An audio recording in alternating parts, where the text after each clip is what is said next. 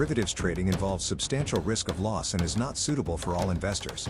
Past performance is not necessarily indicative of future results. The information shared here is for educational purposes only and is not a recommendation to trade. Happy Monday, everyone. Good morning. It is the 3rd of November, 2025. It's 7:47 a.m. here in Chicago. Thanks for joining me. This is episode number 2710. I want to remind you that derivatives trading involves substantial risk of loss and is not suitable for all investors. Actually, we've already pre-recorded the disclaimer. That's just a 12-year habit of reading it out. Okay, so let's just go into what the overall picture is in the markets. The pre-market summary sheet from Convergent Trading. We're looking at basically a mixed overall view on what's happening here. I'll show you the overall picture. You could see that these indications are pretty standard for this time of day, really.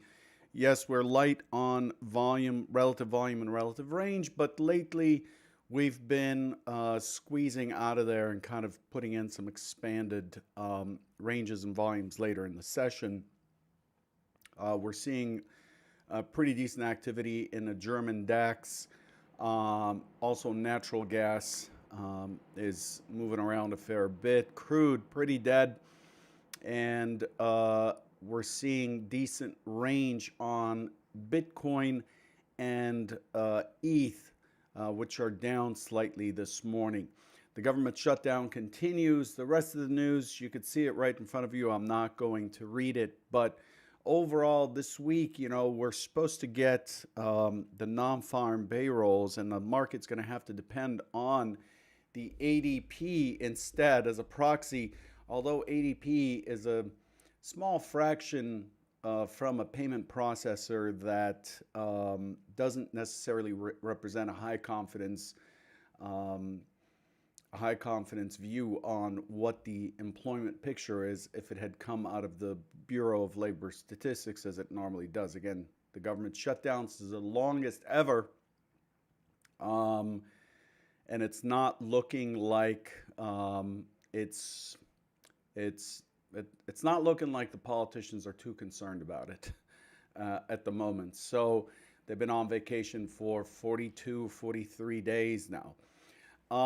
Looking at the S&P, so today we do get a few numbers, a few key numbers. ISM manufacturing at 10 Eastern. Remember, we've moved to standard time here in North America.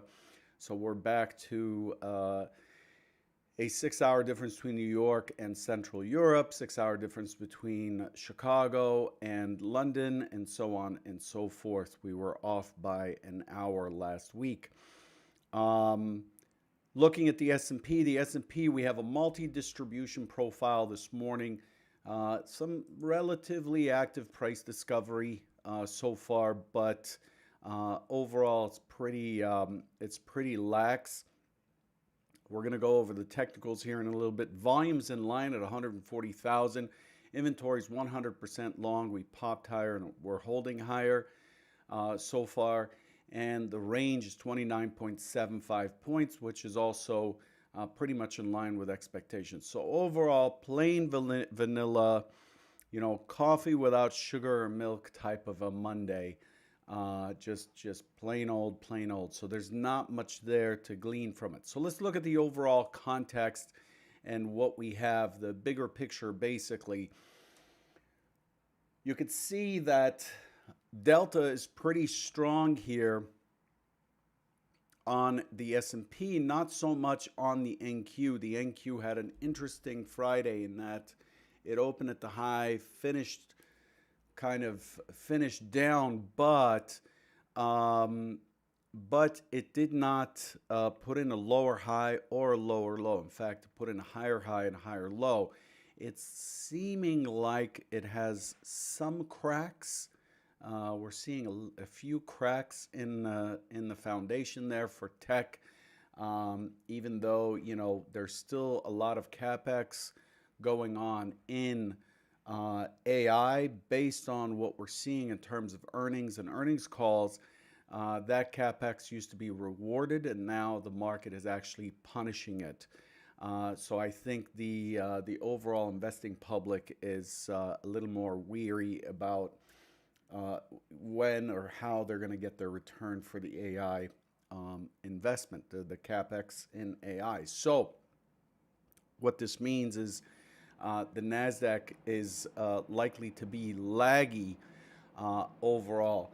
So so that's the relative. Let's look at the Overwatch. Looking at the Overwatch, just seeing how things are shaking up, and you can see that, we have this kind of healthy-ish downtrend forming. You can see it in the Nasdaq as well, right here. But the Nasdaq has got this triangle going on, whereas the S&P does not. You see the S&P lower lows, whereas the Nasdaq higher lows, and overall it's trying to etch out. If you look at the Nasdaq RTH to RTH, it did this on Thursday, Friday, whereas the S&P did this on Thursday, Friday. So there's a little bit of disconnect between the two indices, very large indices, mostly controlled by those magnificent 7 stocks. And then we'll go through what we're looking for today. But overall, we're in a holding pattern. We're really just sitting in balance here near all-time highs. So we're not moving away from these high prices. I want to talk about that a little bit. The timing of the TraderBite currently is not too fantastic because, talking about markets on a day-to-day basis when they're pushing all-time highs, October was another month where the S&P pushed a new all-time high for the 6th month in a row. The Nasdaq has pushed new all-time highs 7th month in a row last month in October. September traditionally is pretty good for stocks as well. And trading at all-time highs is very tricky because for the much higher time frame, it is a momentum type trade.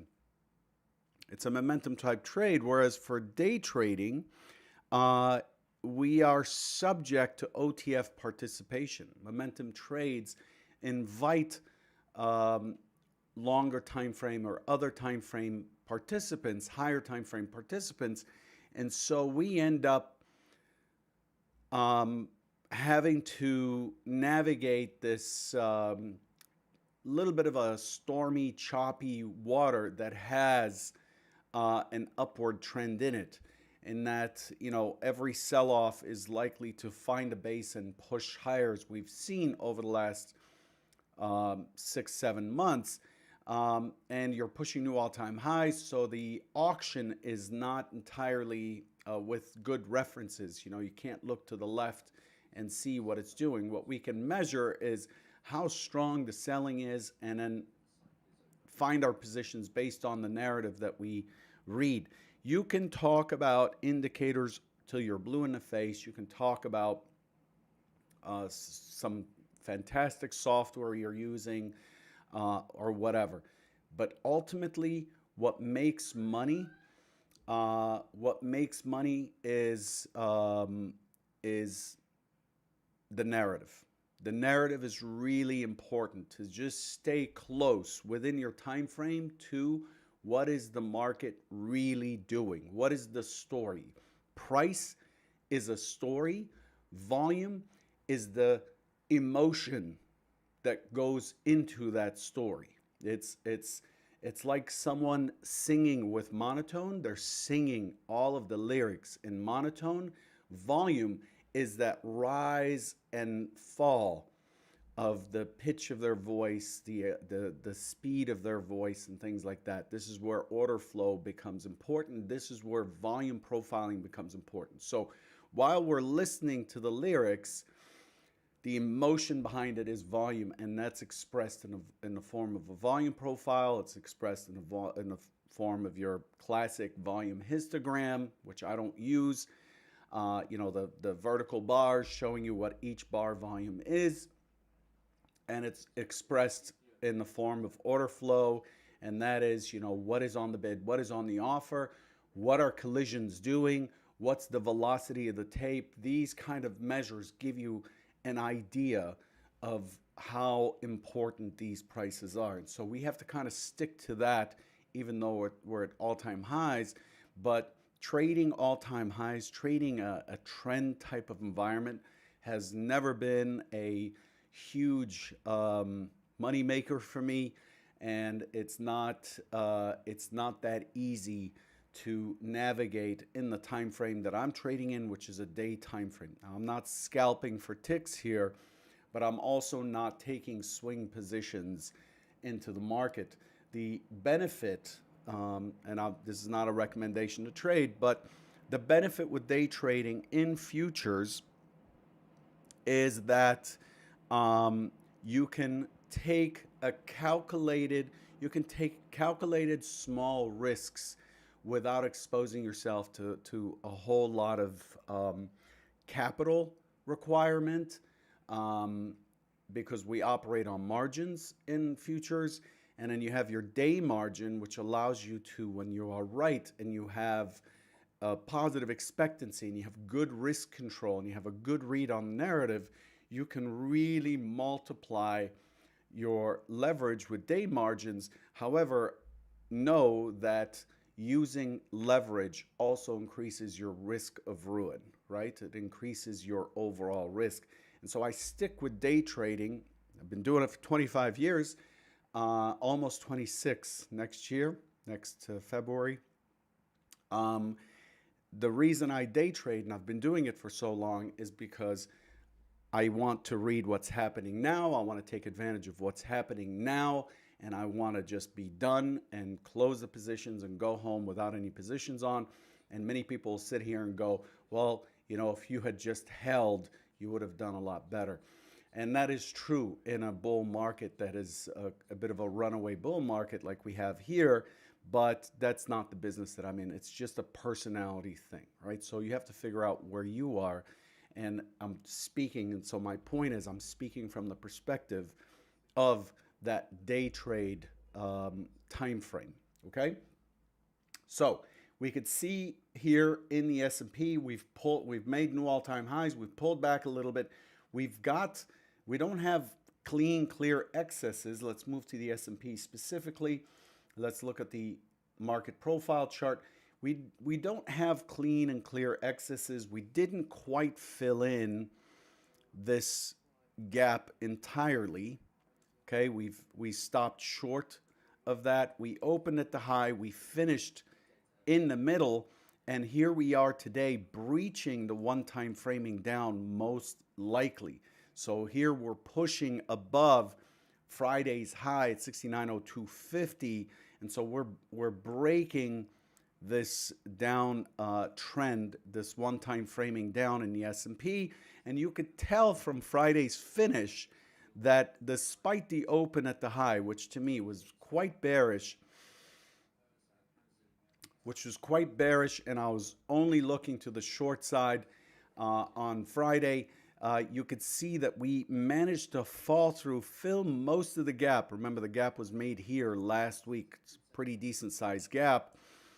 Most of that gap was filled in, but the market closed right inside of the IB, which is quite unusual. So this creates this magnet where we have value inside of value, and so now we have a decent base to rally from. So my view today is to the long side. I'm looking for what the narrative is saying is we're looking for a retest of that 69.37, 69.40 area is what we're looking at for today. That's the main idea. So this is a volume profile. The other was a market profile. This is a volume profile chart. And you could see that, they traveled pretty well on Friday, made some pretty good headway, but this rally here really squeezed some people. And it's the end of the month, the end of October, end of month flows.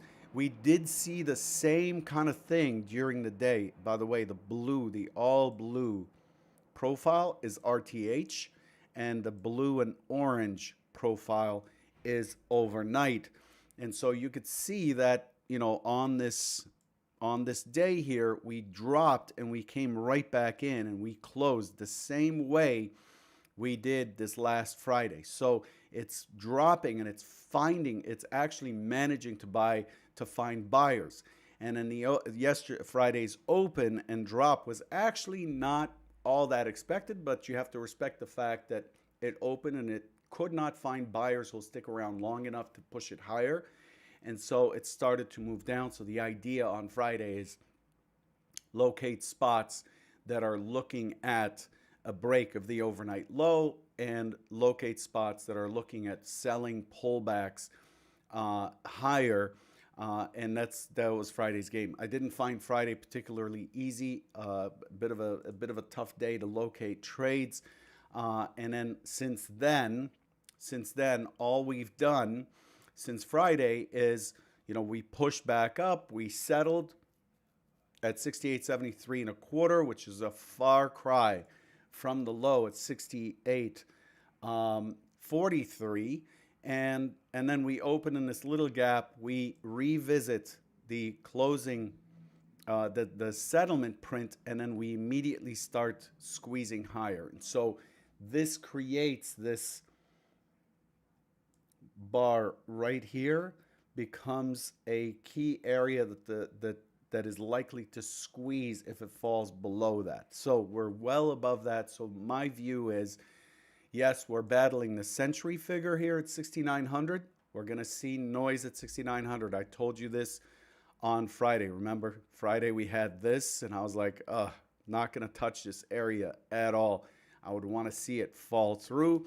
And Friday, scenario 2, if you watch Friday's video, scenario 2 was what happened here. And so if it falls through the red zone that I put in on Friday, which was inside of this chop at 6,900, then you're just looking to sell and you're looking for a retest of that prior low. Lower probability play, given how we broke to the upside on Friday before the open, but overall it was the same thing. Here we are today. We have the market basically sitting, the point of control sitting right here. We have the VWAP at mid sitting underneath. Prices are above. We are pushing through 6,900, but you can see that it's just having a hard time holding on to these 6,900s, right? It just cannot, currently, it's still struggling to hold on to these higher prices at 6,900. And so again, we are hands off in the zone here, but really the true selling doesn't come in until we squeeze these guys who ended up buying the rally in the overnight session to rebalance. We have 100% inventory coming in, and so the idea here is I'm going to keep my hands off until I see a push away from 6,900 and I see a weak pullback towards the 6,900 right in here. So the idea here is chop, chop, chop, chop, chop, an impulse. I'm going to mark it with this impulse arrow, an impulse higher that pulls back weak into this zone here from the overnight session. We'll see that zone will be replaced quite quickly by whatever RTH does once we open. Weak pullback to this zone, and then I'm looking for a long to squeeze us back through the 69.20, and then I'm looking for it into the 69.3840 area. This naked point of control right up here. I'm looking for this target. Okay, so the trade becomes, let's get long around 69.10, 69.06, somewhere in that range. After the impulse, after we see the impulse is not reversed, it's just an impulse and it just kind of walks itself back and it struggles on its walk back, we can locate along with a reasonable amount of risk, looking for somewhere in the 69.10, 69.06 area, looking for that 69.38 38.40-ish area for a good R factor trade. That's the key trade of the day. And so, looking forward to struggle at these stock zones and then finish up here. That's the primary scenario. The secondary scenario is it pushes this, comes back in, moves around quite a bit, and then we ultimately get the kind of impulse we saw here, which we might get at the open. So I'm going to mark that with an impulse down. And then as it pulls back, it looks like it's pulling back deep, but it's not able to hold on to 6,900. And it starts to roll over for what we call a spike retest and fail setup. We're looking for a short. Locate the stop above 69, somewhere in the 69.0203, and then look for it to enter the red zone here. And we're looking for settlement. And then we're going to look for an internal gap to settle trade. An internal gap to settle trade in that scenario, the key target becomes a 73. That becomes a key target. And then if it has more in it, in that there's the overnight low there as well, it starts to work itself down into this reversal area. This is quite ominous for sellers. It is a lower probability play in my opinion, but those are the two key scenarios I'm looking for. Other than that, hands off the mouse. There's nothing for me to do, and I'm waiting for the market to kind of show me what, through the impulse and the quality of the pullback, I'm looking for it to show me that it's what its true colors are. The way to look at this is to say, gosh, this is so complicated. For some people, for maybe a lot of people, I'm not sure, this view on the market, the if, then, else, if this, if that, it's too complicated. A lot of people would rather just have a moving average, and I'm a seller below that moving average, or, hey, I'm going to use a bigger time frame moving average. If the market's below it and it comes above a shorter time frame moving average, then I'm selling that as long as it remains below the longer time. But that's okay, because moving averages are describing the closes of so many bars in the past. But you have to look at the narrative, and by the time your moving averages do whatever they're going to do, the price risk is enormous, is what I find. And so I'm looking to read the auction as it happens, as if I'm standing in the pit and I'm looking at the auction unfolding right before my very eyes. Like in an auto auction, I'm not going to wait for the average price for the car as the auction's happening, because by the time the average shows up, that car is going to roll off and it's sold. I'm going to listen to the auction as it's happening. I'm going to listen for the pitch, the fever of it. And I've set my risk, how much money I'm going to buy the car for, so I can resell it. If I'm buying a car to resell for 20 grand, and the auction starts at 10, I'm not going to buy it for 18, right? So if I'm stuck with it, I've lost 18 grand. I'm making 2 grand on this car. Maybe not the best deal, right? I didn't drive to Mannheim, Pennsylvania, to buy a car that's got a low margin on it. And so that's really what that's the process I'm following. I'm looking at what's available, how many repossessions there are, how many people are going bankrupt, blah, blah, blah. And that's the narrative. And I'm going to come in aggressive. When there's a lot of flow, a lot of selling flow, I'm going to come in aggressive with the prices that I'm going to buy for, if I'm going to buy, and so on and so forth. Does that make sense? So those are the ideas. Looking at crude, Crude has, it battled this area up here. It put in a double bottom, 61.12. It battled this area up here. Then it built a box down here, and it's trying to break out of this box. It filled in the gap that it left behind from 61.12 down to here, and it's filled that in. But crude for me is all about this red zone this morning. As long as it's below that red zone, I'm looking for it to turn around and push the prior settle price of 60.59. That's the prime idea for crude today. I understand that it's starting to one time frame higher. It's making higher lows. But overall, look at where it went. It is pushing against that prior upper bounce, the prior big box up there. And it's seeing resistance up here as it pushes in. And so it's really about selling pullbacks today in crude for me. I know this was a long one, a half hour, 22 minutes or whatever it is. I'm going to leave you with those thoughts. Good luck today. I'll catch you on Wednesday. Don't forget to manage risk first. If you cannot identify what your bias is, if you cannot identify which card you're going to take off the table, if you cannot eliminate the opportunity to buy before you sell or eliminate the opportunity to sell before you buy, in other words, if I'm forbidden from selling, then I can buy or sit still. I love to approach trading in that way. My prop traders, even as high volume scalpers, use that mentality. Like, give me a reason to pull off my sell card so I can buy. Unless it's kind of like you want a car to move forward, you have to release the brake. You cannot push the gas while you're pushing the brake. The car doesn't move. It doesn't give you positive returns. So what is the reason that you can pull a sell card off the table and that you have a strong argument against selling, which leaves you with buying, right?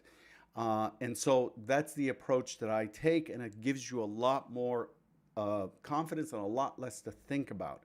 If I know that my sell card is off the table and I cannot sell, then I'm not going to get in a position, which happens to a lot of people. I'm not going to get in a position and then immediately have all kinds of reasons why maybe I should be short. No, the short idea is gone. I'm only a buyer, and so I have conviction now. It's just a question of how much risk am I going to take to watch the market play the buy side or not. Okay? Good luck today. Don't forget to hit the like button and to subscribe to the channel if you know others who want to talk about market narratives and how really to trade in a big picture way. Then send them to the TraderBite broadcast here Monday, Wednesday, Friday morning at 7:45 Central, 8:45 Eastern. Cheers, everybody.